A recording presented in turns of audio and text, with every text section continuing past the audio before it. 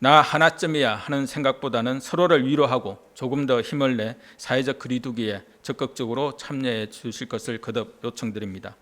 지금까지처럼 국민들께서 방역당국과 힘을 합쳐 함께 노력해 나가신다면 대한민국은 코로나19의 위기를 극복해 나갈 수 있을 것입니다.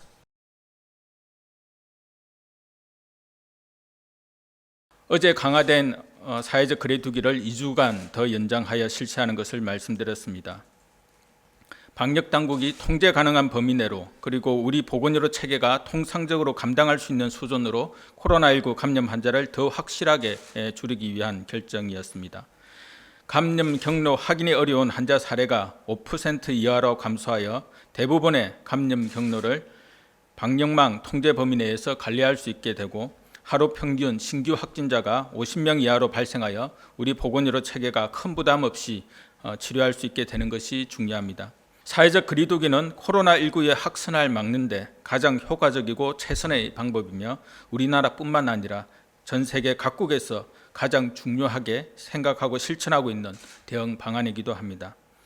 나와 우리 가족, 우리 사회 모두를 위해 이번 강화된 사회적 거리두기에 적극 참여해 주시길 간곡히 요청드립니다.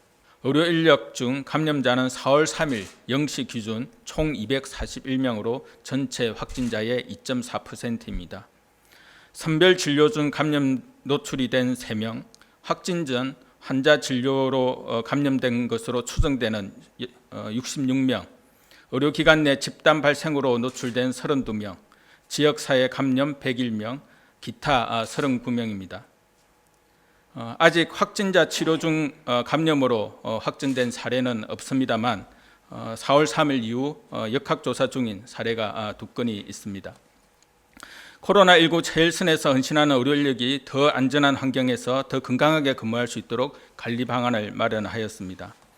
의료기관 진입 과정과 의료기관 내 진료 과정에서 감염 위험을 최소화하고 의료기관의 감염 역량을 강화하는 데 중점을 두었습니다.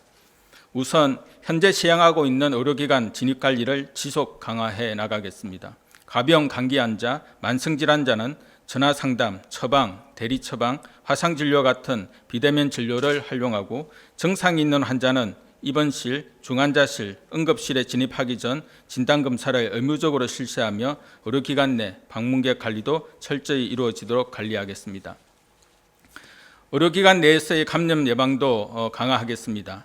의심 환자 조기 발견을 위해 해외여행력 정보 제공 시스템 및 의약품 안전 사용 서비스를 활용하여 코로나19 발생지역 방문력, 확진자 접촉력 등의 정보를 의료기관에 제공하고 전신보호복, N95 마스크 등 방역물품이 수요에 맞게 공급될 수 있도록 물량을 비축하는 한편 국산화를 통해 안정적으로 공급되도록 할 예정입니다. 선별진료소에서 의료 인력이 잠재적 확진자와 접촉하는 시간과 범위를 최소화하도록 동선 구조에 대한 표준 모델을 마련하고 감염병 전담병원, 생활치료센터 등 확진자 치료기관에서는 환자와 의료 인력의 동선이 구분된 안전지대를 확보할 수 있도록 할 계획입니다.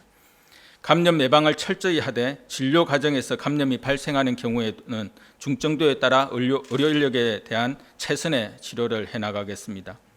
의료기관 자체적인 감염 관리 역량도 강화하겠습니다. 종합병원은 감염병 예방관리 중심병원과 참여병원을 선정 연계하여 컨설팅을 추진하고 중소병원, 요양병원, 정신병원에는 지역별 감염병 전문 자문단을 구성하여 1:1 감염관리 자문을 추진해 나갈 계획입니다.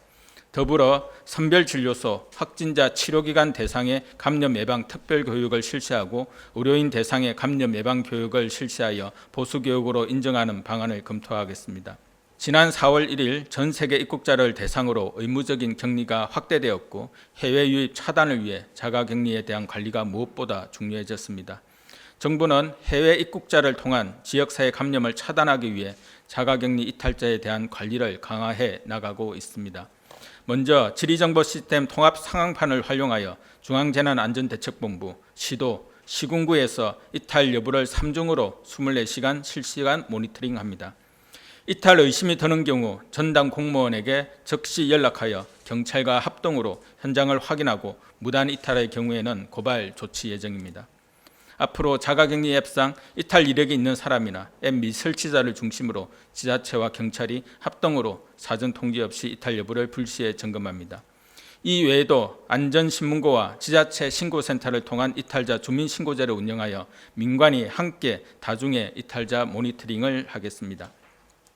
정당한 사유가 없는 무단이탈자는 엄정 원칙에 따라 처리됩니다. 무단이탈은 즉시 고발토록 하고 방역비용 등에 대한 손해배상도 병행하여 청구할 예정이며 긴급 재난지원금과 생활지원비 지급 대상에서도 원천 배제됩니다.